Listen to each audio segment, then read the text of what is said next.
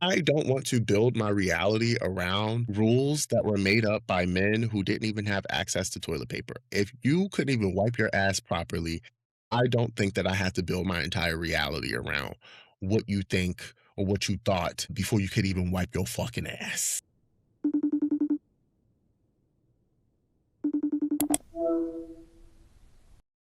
Hello, hello, hello. Welcome back to the Freedom Collective podcast, y'all. Y'all, again, I appreciate all the support. The podcast is doing pretty good. It's a grower. It's a grower. We're in this thing together, and y'all have been really showing up. I appreciate every comment, every like, every review. If you could, please leave a positive review.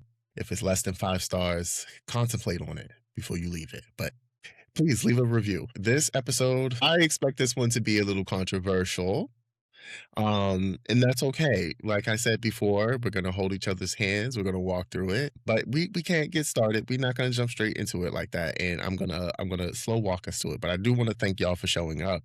And if you're listening to this and you probably seen a clip on the internet, I'm gonna ask, okay, that you listen to the whole thing, react or respond rather after you've listened to the whole thing, because I'm going to be talking about a lot of things that require context, and context is going to be what matters. If you turn off your brain before you're able to listen to the full episode, you're not going to receive what I'm saying, and you may misinterpret what I'm saying. But that's just like a little prelude to what we're getting into today. But naturally, we have to start off with the intake segment because I don't like to get all hot and heavy just right off the intro. So let's just start with our intake question of the day. Today's intake question is, what is your best trait? I think that's such a good question. And again, if you are listening, please engage. If you go to the YouTube, which please subscribe. If you go to the YouTube, you can leave your answer there. If you go to the Instagram, you can leave your answer on the Instagram. But I want to know what you think your strongest trait is. But as for me, I'm gonna shout out to my people, black people. Okay. I think one of my best traits is that I'm resilient. Through the face of adversity, like many other people, I believe like I can rise to the challenge and that I can find solutions, and I'm community oriented. That's a huge part of who I am.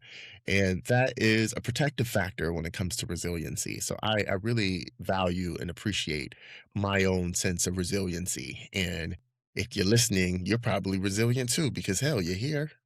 Okay. But yeah, I really appreciate and admire that trait in myself. And if you're somebody who knows me who thinks I'm not resilient, please keep that thought to yourself as well. But yeah, y'all, I'm excited for today's episode, but also like I know there's potential for blowback if it gets in the wrong hands, because a lot of people don't like to listen to these things, right? But this episode is going to be about the social construct of whiteness. There's been a lot of things happening in the world, as there always is, that just frankly points back to, all fingers point back to this like misbelieved, made up concept of what whiteness is. And I think a lot of the issues we're having as a society is a direct result of people being incapable of understanding exactly what we're living in and what we're dealing with. So I'm hoping that we can get to the nitty gritty today. Okay. So in this segment of the journey today, it is addressed at the whites. Dear white people, dear white people, this is going to be your episode. I don't speak to white people directly very often, but this is going to be the episode that is for you. But it's for other people too, because I think we all need to understand exactly what whiteness is and how harmful it can be as a concept, not just for everybody who isn't white, because we know that, but also for white people as well. And if you hold my hand through this, I believe we can get through it together. Okay. To start, we're gonna start on a note, okay? Is being white a mental illness? I know you're gonna say, no, that's absolutely absurd. That's ridiculous. And I'm gonna argue that that is a more complex question than you think. I am gonna cite my sources. So give me a moment and I'm gonna paint a picture for y'all. Or at least I could hopefully try to paint a picture for everybody that's listening. I cannot talk about whiteness without talking about white history. But before we even get into the white history aspect of everything, right?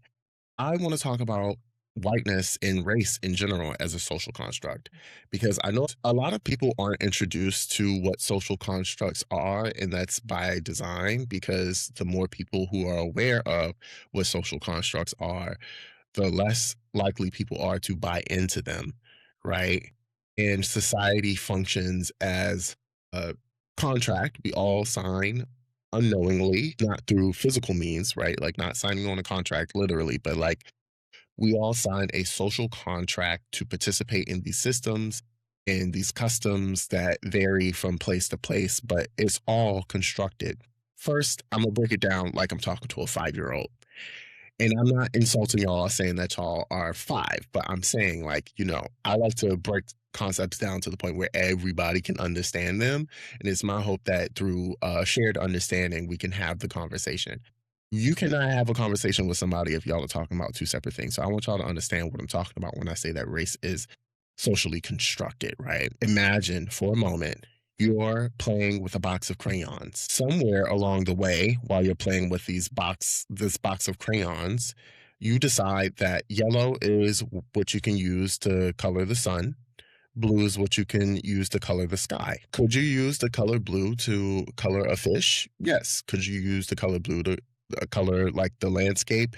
Could you use the color yellow to color a flower? Absolutely. But because these rules were set into place while you're playing with these crayons, you don't use the color blue for anything else. You associate the color blue and yellow with these two things, right? Doesn't really seem realistic. But I also want to highlight that some things are biological in through nature and some things aren't, right? There's a difference between a mountain, for example, and a border.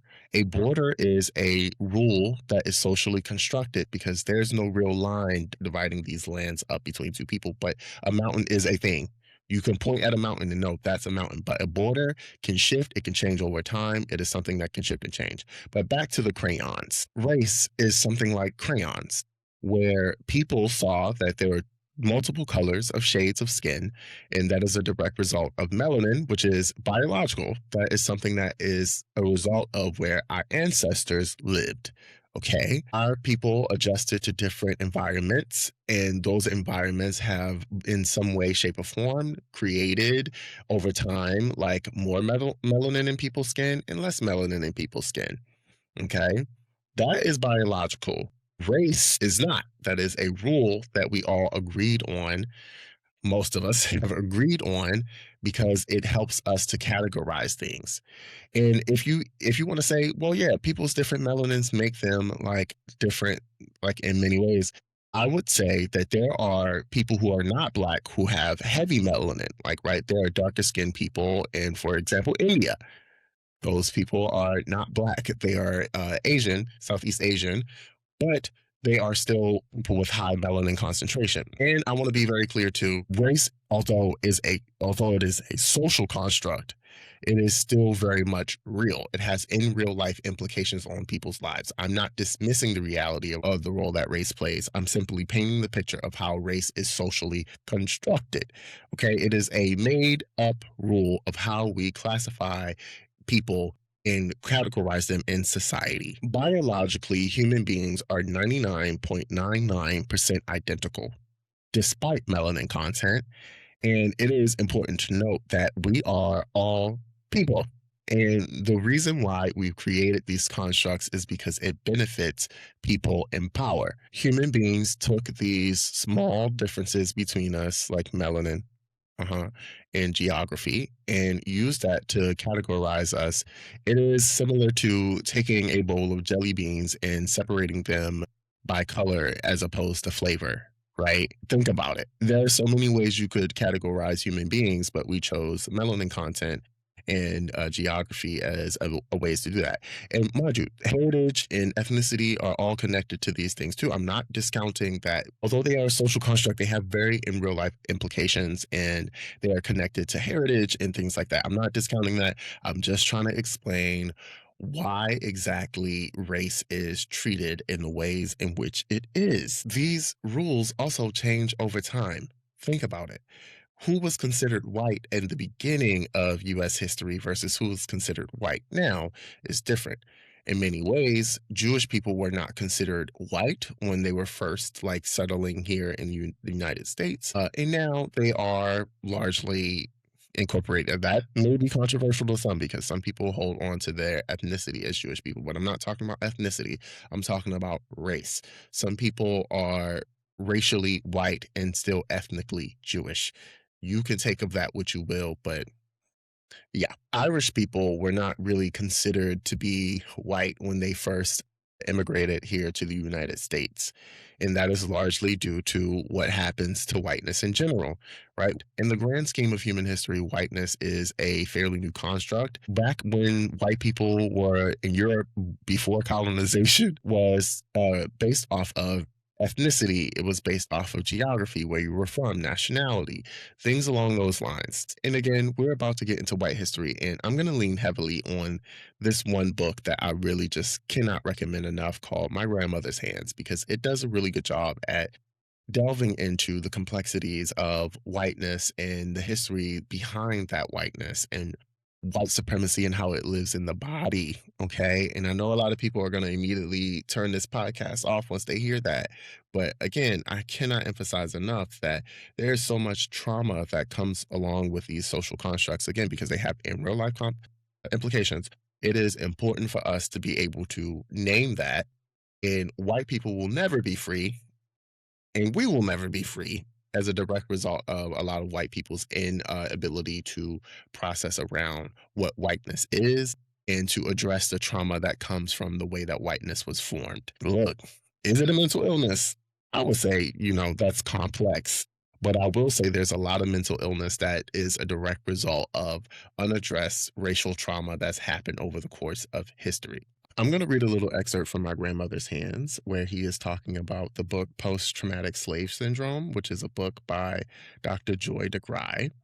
And it starts with, as we know, without a clear and present focus on the body, trauma cannot be fully addressed. One of the purposes of My Grandmother's Hands is to build on DeGruy's important work. Another purpose of this is to look further backwards in time than DeGruy did in post traumatic slave syndrome. Post traumatic slave syndrome begins its investigation in the year 1619 when the first Africans arrived to America. These human beings were kidnapped, placed in chains, forcibly relocated, and sold into enslavement to immigrants from Europe and their descendants. However, trauma of this kind did not start in the beginning of 1916. For thousands of years before that, human beings murdered, butchered, tortured, oppressed, abused, conquered, enslaved, and colonized one another. While people from England, Spain, Portugal, France, Scotland, Sweden, and Holland had all colonized parts of America by the late 1600s, it was the English who controlled nearly all the colonized territories in what would become the United States in 1776. The 1500s and 1600s in England were anything but gentle times. People were routinely burned at the stake for hearsay, a practice that began in the 12th century and continued through 1612. Torture was an official instrument of the English government until 1640. The famous Tower of London was, in part, a huge torture chamber.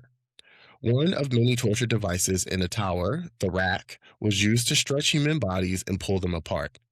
Here is the description of the apparatus at work. This caused terrible pain for the victim, as well as increasing physical damage as the torture continued. Tendons were ripped, joints separated, and bones fractured. The sound of muscles and tendons tearing and snapping provided audible signs of damage being done. During the Middle Ages in England, torture wasn't just widely popular, it was a spectator sport. In his essay, Violence and the Law of Medieval England, historian Sean McGlynn puts it in this way. Throughout the whole medieval period, there was a popular demand for malefactors to receive punishment that was both harsh and purposely terrifying. This reflected people's enthusiasm and the desire to see justice being done. There was even an executions transfer market where bids were made to stage the executions of condemned men in front of home crowds. Mutilations Mutilation sent out a message of warning and deterrence. Executions offered the ultimate guarantee against repeat offenders. With few prisons and no police force, severe punishment was deemed invaluable and a deterrent to crime.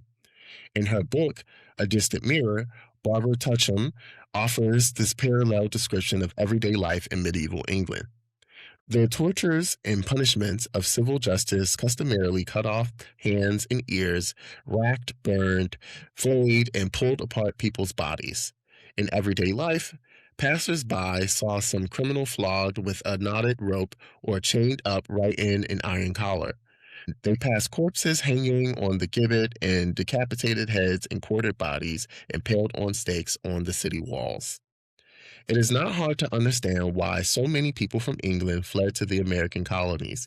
Fleeing is, of course, a survival response.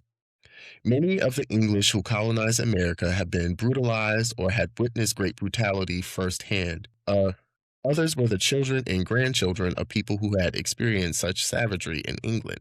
Now, barbarianism was not the only reason to flee England. The Red Plague raged through much of the country in 1665 and 1666, killing an estimated 100,000 people in London alone, almost a quarter of the city's population. In the village of Eyam, the plague killed 4 out of 5 residents over 14 months. Many English immigrants were desperately trying to get away from poverty, starvation, and overcrowding. For all their talk of the New Jerusalem, the Pilgrims and the Puritans were not explorers. They were refugees fleeing imprisonment, torture, and mutilation.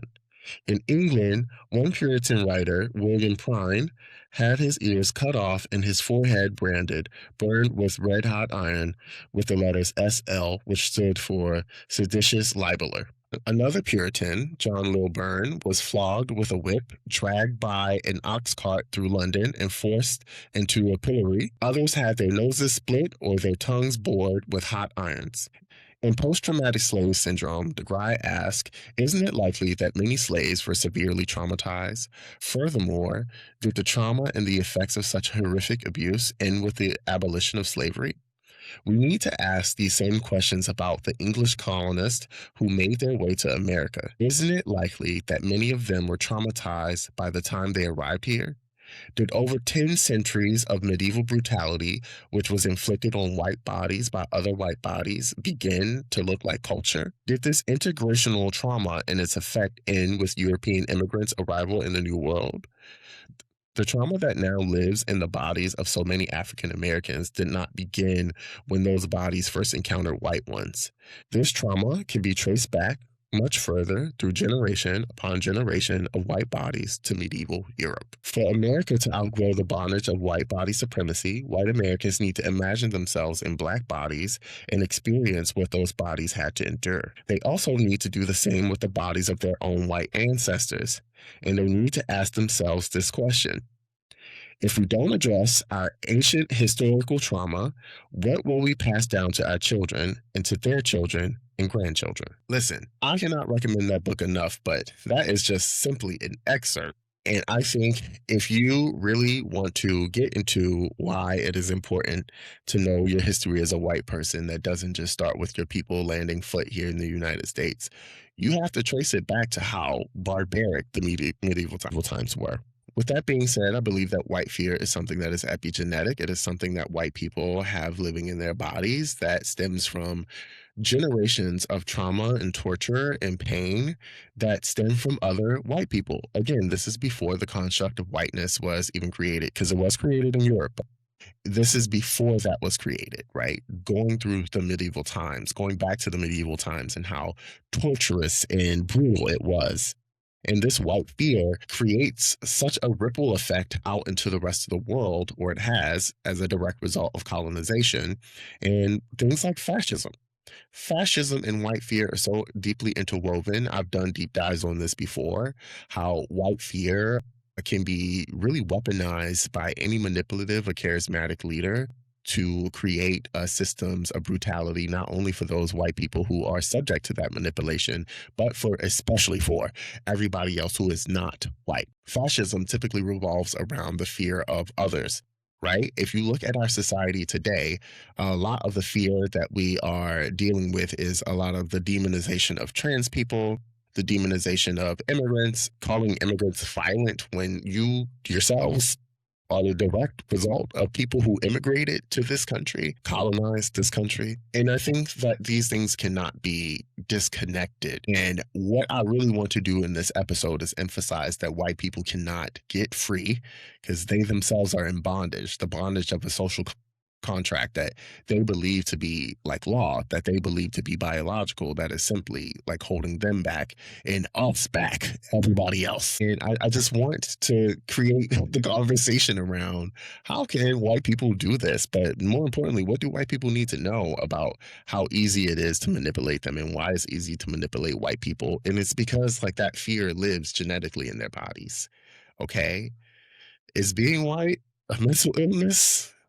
The jury's still out on that, but I will say there's a lot of things that can contribute to mental unwellness. And I believe you have to be mentally unwell to be so fearful that you co sign the brutality, the torture, and the hurt and harm of other groups of people for no good reason at all outside of a fear of lack. I believe that this fear that lives deep down in white people also contributes to them being complacent in the face of fascism. We've seen fascism on the rise here. Some people want to believe it, some people don't. Like the fear is so deep that some people are still in some people are still in Delulu land and refuse to acknowledge the writing that's on the wall. Donald Trump, the president, has been able to gain over 1 billion. Now I'm not saying million, right? Because even that's wrong, but billion.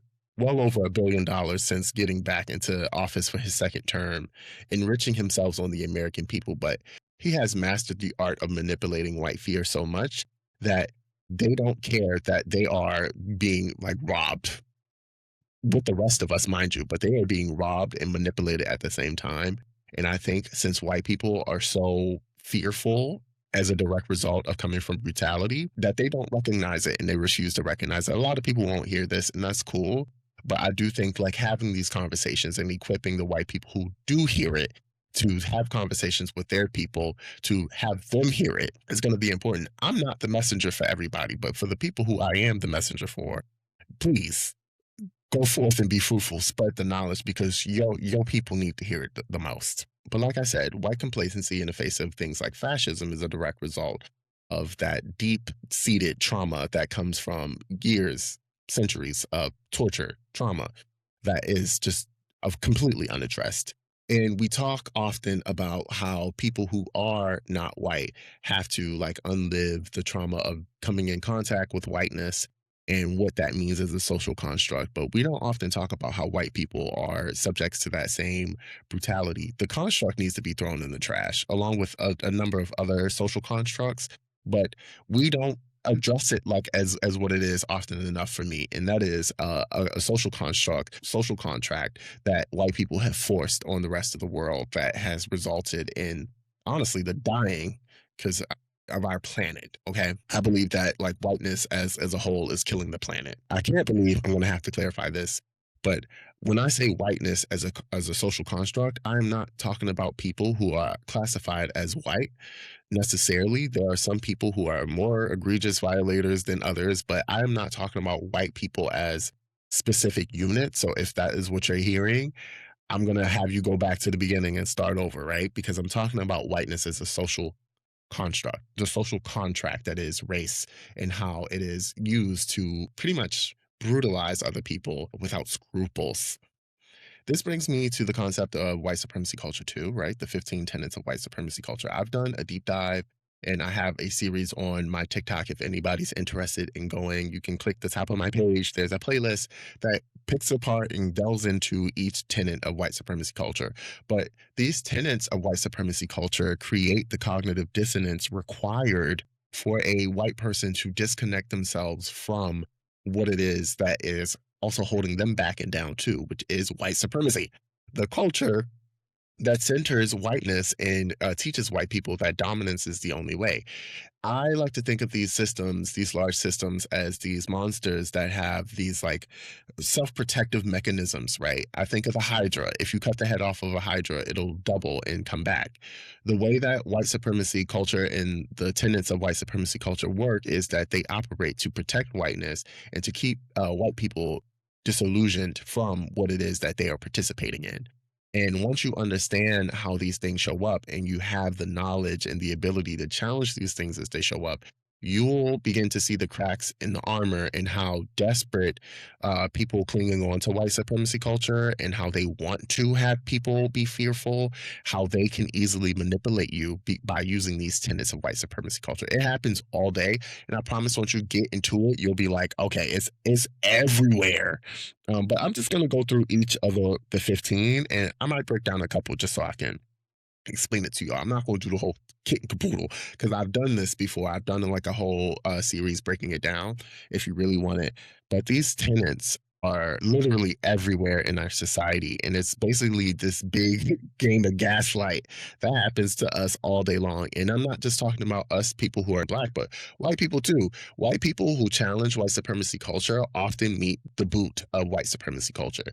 Think of people like Renee Good and Alex Preddy. These are two white people who had the gall to stand up against the fear that was generated by white supremacists to create a dissonance between white people and what is actually happening to everybody, right? Again, we have a president who's enriching himself and his rich friends, who is a part of a PDF ring, and anybody, any white person who dares to stand up and challenge like the white supremacy that is required to have these things operate, they are immediately dismissed from white supremacy culture and they are punished as a result. They are killed. And this happens in big ways that are publicized, like Alex Preddy and Renee Good, and in small ways that aren't, being ostracized from like white culture. It happens.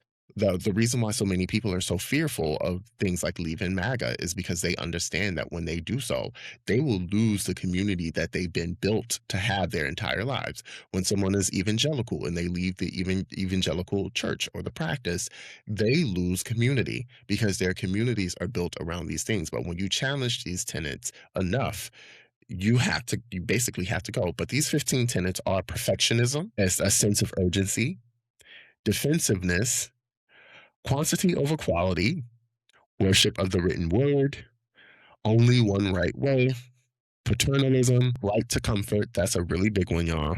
That actually sparked my series a few years ago. There's either or thinking, there's power hoarding, fear of open conflict. That's another one. Individualism, I'm the only one. Progress is bigger and more, and objectivity. These tenets of white supremacy culture literally are the self-protective mechanism of white supremacy that keeps white people disillusioned. And a lot of white people will hear these conversations and think that people are speaking gibberish and they think that we're the ones brainwashing other people. But the reality is they're so deep in drinking the Kool-Aid that they cannot imagine what their lives would look like outside of how they've been taught to behave and act.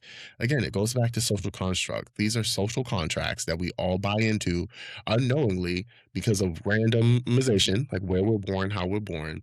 And we believe that these things are fact and not made up rules that somebody came up with 100 years ago, hundreds of years ago, right? I calling me confused, but I don't want to build my reality around rules that were made up by men who didn't even have access to toilet paper. If you couldn't even wipe your ass properly, I don't think that I have to build my entire reality around what you think or what you thought before you could even wipe your fucking ass. And I think many of us need to start thinking of it like that, right? We are participating in systems that were built by men who couldn't even wash their ass, couldn't even spread both cheeks and wipe. I think it may be time for us to imagine a new reality moving forward. And I think we're actually in the process of doing that. And these conversations is how we do that as a whole. Okay, so I'm going to break down a couple of these tenets. Okay, I'm going to do right to comfort and fear of open conflict. And I'm going to read because I think this is important information. I don't want to mince it at all. The right to comfort shows up as the belief that those with power have a right to emotional and psychological comfort, Another aspect of value and logic over emotion. Scapegoating those who cause discomfort, for example, targeting and isolating those who name racism rather than addressing the actual racism that is being named, demanding, requiring, expecting apologies or other forms of I didn't mean it when faced with accusations of colluding with racism, feeling entitled to name what is and isn't racism, feeling entitled to dictate how racism should and shouldn't be named, demanding that those naming racism must be calm and logical, while those protesting its naming can be angry and illogical, white people or those with dominant identities equating individual acts of unfairness with systemic racism or other forms of oppression. So, I actually want to call back into attention what happened at the BAFTAs with Delroy and Michael B. Jordan. When they were on the stage, a white man with Tourette's screamed the N word, and the BBC did not edit it out. I want to be clear, right? I understand and know that Tourette's has involuntary tics, and some of those tics are verbal and it can result in people saying things that are really inappropriate, even if they don't mean those things, because that is just the way that Tourette's works. I am not taking anything away from the disorder, but the conversation around what happened at the BAFTAs was so puzzling because instead of being able to recognize, like, okay, racism happened here, white people did what white people do best and they demanded a right to comfort. Yeah, was the word that was screamed at Delroy and Michael B. Jordan like a racist one that has hundreds of years of history of torture, brutality, murder, you name it, behind it? Of course, but you cannot make this white man feel uncomfortable or other white people feel uncomfortable by having to address that that was racist and it could have been handled better. That is what happened. That's textbook right to comfort right there. And I think even in the way that people online manage the conversation around it, that any black person who was upset at hearing the N-word being hurled at two black men who work very hard in their field, like that they were like being unreasonable, that we had to couch how we responded. We weren't allowed to have feelings about it. The whole thing. Y'all, this is all textbook white supremacy at work. Like literally the self defending mechanism, and so many white people refuse to hear that. In fact, I saw a lot of white people who typically claim, I'll say claim to have a praxis that leans towards anti racist. They too were saying black people need to be quiet. This is uncomfortable. We can't have these conversations because it's uncomfortable. White people have a right to comfort, and we should not have these conversations. In fact, you should be understanding, you should shut up. That is it in a nutshell. But let's move on to fear of open conflict, okay? This is how fear of open conflict shows up. People in power are scared of expressed conflict and try to ignore it or run from it. When someone raises an issue that causes discomfort, the response is to blame the person for raising the issue rather than look at the issue which is actually causing the problem. One of the apologies that came out immediately after the BAFTA situation, one of the representatives from the BBC said something along the lines of, "I'm disappointed that certain aspects of the media feel a way about this," blaming the people who were upset by a racial slur. Like again, you can't make this up. And I'm just using this BAFTA incident as one clear example of how this happens. But I promise if you look around enough, you will see it everywhere else. In fact, after I finish this, I'm gonna explain to you what actually how fear of open conflict and right to comfort really started me talking about this publicly. But again, fear of open conflict can also show up as an emphasis on assistance of being polite, setting the rules for how ideas or information on differences or opinions need to be shared in order to be heard. In other words, requiring that people calm down if they are angry, when anger often contains deep wisdom about where the underlying hurt or harm lies, they have to not be angry. If you're angry, for example, as a black person after being called a racial slur, you're unreasonable and you can't be taken seriously. And even though that was deeply offensive, and accommodations could have easily handled that, even though editing could have taken the slur out, even though there are ways that this could have been avoided, you're wrong now because you're angry. Okay. It shows up as equating the raising of difficult issues with being impolite rude, or out of line, punishing people either overtly or subtly for speaking out about their truth and or experience. Everybody in here, raise your hand. I know y'all not really in here, but raise your hand if you've ever experienced being told that as a direct result of how you have responded to a disrespect that you are now the problem. Okay, everybody now put your hands down. Okay, it also shows up as labeling emotion as irrational or anti intellectual or inferior, which means failing to recognize the importance of emotional intelligence. There is no emotional intelligence when it comes to the white supremacist tenet of protecting itself from outrage. Because if you're angry, you then become the problem. Because your anger invalidates anything that you are saying, and because you're feeling things, you are now the problem. That is something that's like very rife in our culture. Again, it seeps out into our interpersonal lives. It seeps out into the public. If you pay attention enough, I promise you'll find all of these things. But lastly, it shows up as pretending or insisting that our point of view is grounded in the rational or the intellectual when we are in fact masking our emotions with what appears to be rational or intellectual arguments, right? A white person, and I've experienced this many times, a white person who is like really dedicated to the bit of white supremacy will tell you that you having any emotions whatsoever means that you are wrong. Me, I'm approaching this in a logical way, therefore I am right. And the logical way will be just like, frankly, them feeling disgust or distaste or anger or rage about their circumstances or other people and projecting that onto a lot of other people. Look, I can go deeply into this. I have gone deeply into this. Like, if you want to hear like all of the 15 tenets being broken down and how they can show up, I just really ask that you go back and go to my TikTok page and please listen. That's a good playlist. I really stand by that playlist. But with that, I have to really note too that whiteness is dehumanizing. When you sign up this when you sign up for this social construct that is whiteness and what whiteness can mean for you, you are not only dehumanizing the other people who aren't white, you're dehumanizing yourself. It is not healthy for anybody involved to be incapable of questioning or challenging things. Or if you do question and challenge things, you're immediately ostracized or put away from the people who you're closest to. It is an abusive relationship, frankly, that people who are classified as white they have with the classification of whiteness itself, right?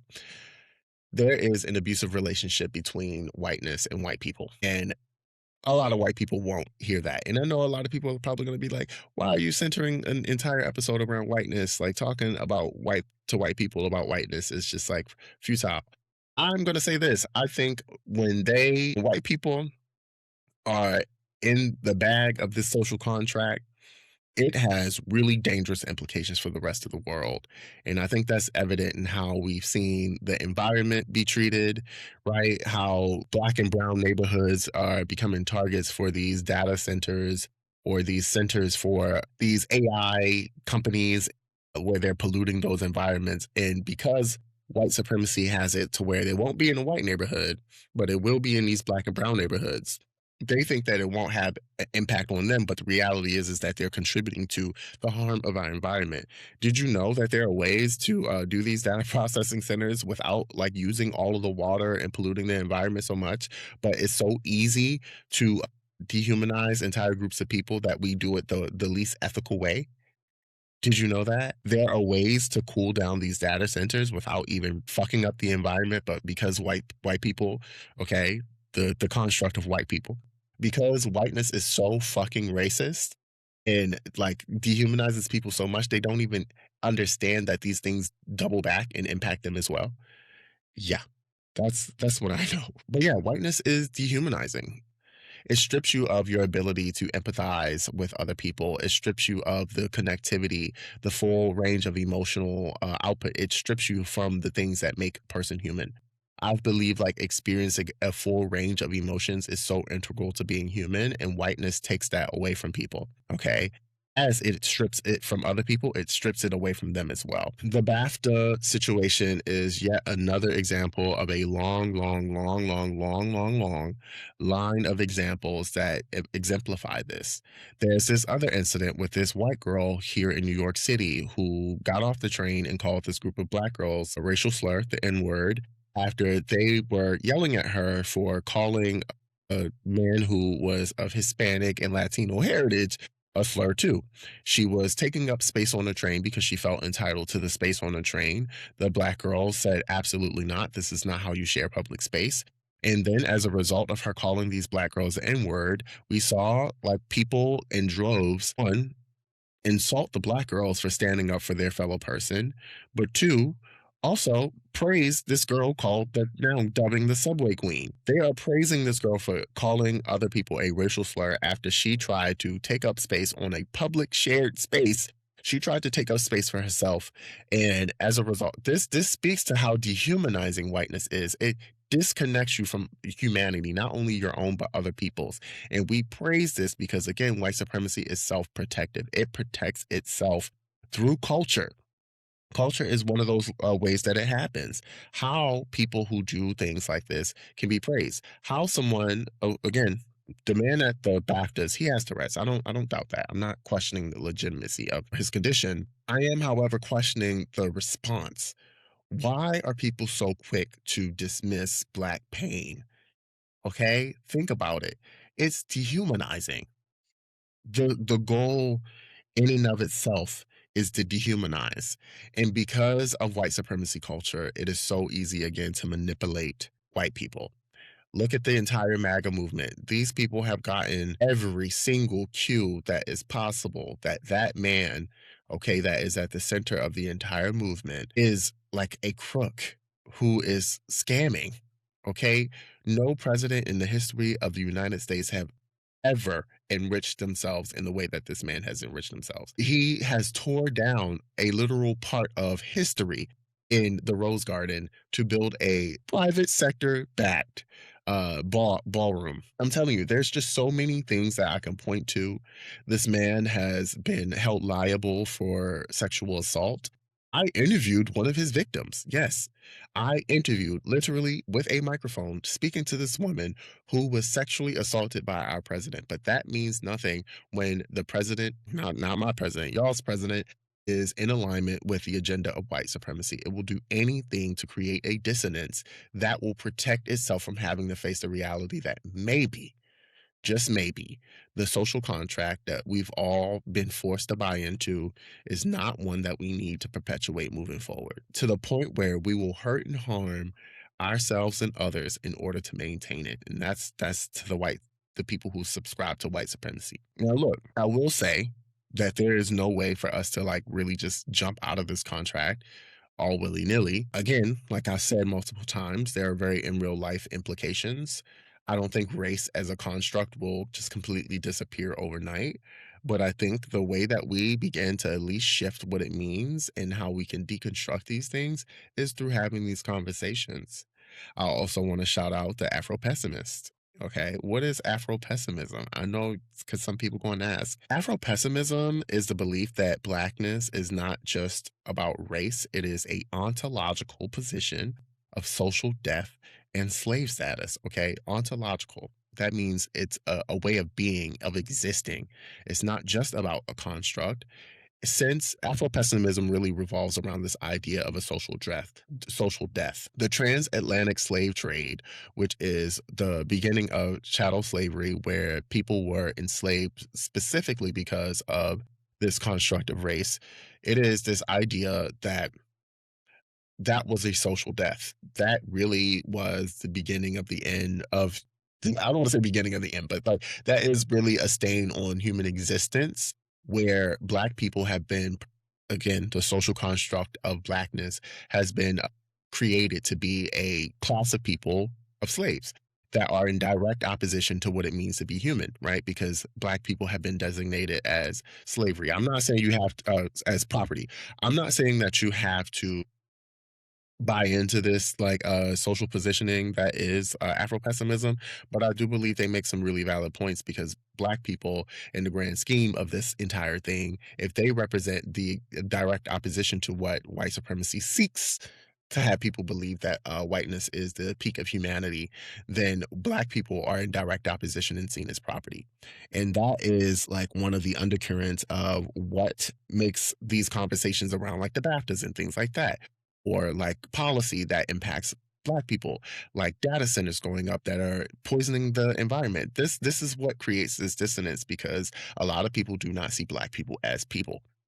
Because I would argue they have been stripped of their humanity to be able to see other human beings as human beings. But this goes back again to white history of them doing it to each other first. We just went down a rabbit hole. I hope that this conversation is making sense, y'all. But I just cannot emphasize enough that whiteness is poison. There are some people who will not understand past me saying that and I'm not a stranger to this. I had a college presentation. I had a queer studies class when I was in college, and I had a really viral presentation that said white people are a plague to humanity. And what they failed to read was the subcaption, which said the ties between colonization and homophobia in communities of color.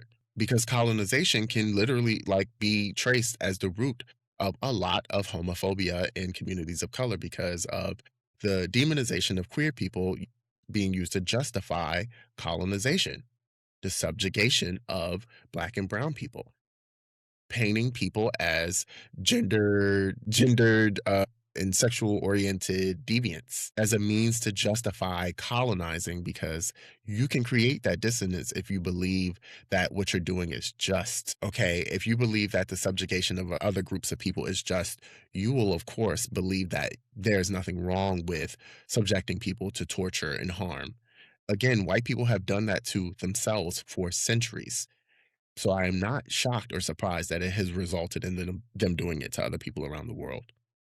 But until white people are capable of accepting and acknowledging that, we won't go anywhere.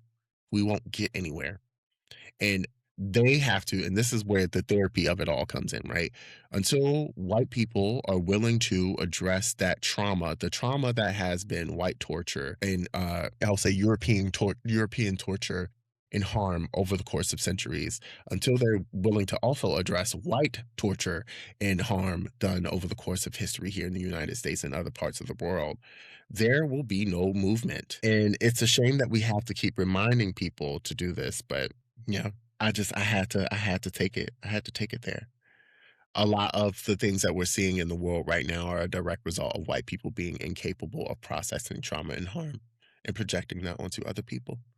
Notably people who are not white, especially black people. And it's to the point where it poisons them too, but they won't acknowledge it because it's a social contract that they've been forced to buy into. And if you're white and you're listening to this, I hope that this inspires you to think about it a little deeper how white supremacy shows up in your life, how the contract that is whiteness shows up in your life, how it disconnects you from your humanity, because it does. That's what it's designed to do in order to justify doing murderous and torturous stuff, in order to justify hurting and harming other people. What happens when you speak out against it? I don't know. Ask Alex Preddy. Ask Renee Good. So, is whiteness a mental illness? No, it's a social contract. But I think that social contract can be tied to a lot of brutality, a lot of murderous ways that disconnects people from their humanity. And whether or not that is a mental illness, I'll leave it to y'all to decide. Yeah. Oh, I think I can end on that note. I think I can end on that note like that segment. So, yeah, I just I hope y'all get it. I hope that was received well. I hope I hope y'all listen past the question, okay? Because I know that there's a tendency not to do that. Okay, so moving on to Ask Dr. Durag, which is one of my favorite segments because I like interacting with y'all and answering y'all's questions. Today's question comes from Ruby, and Ruby asks, what advice can you give to someone who feels like they don't have a purpose or passion in life? Okay, and this is going to come back to this advice that I give my clients all the time, right?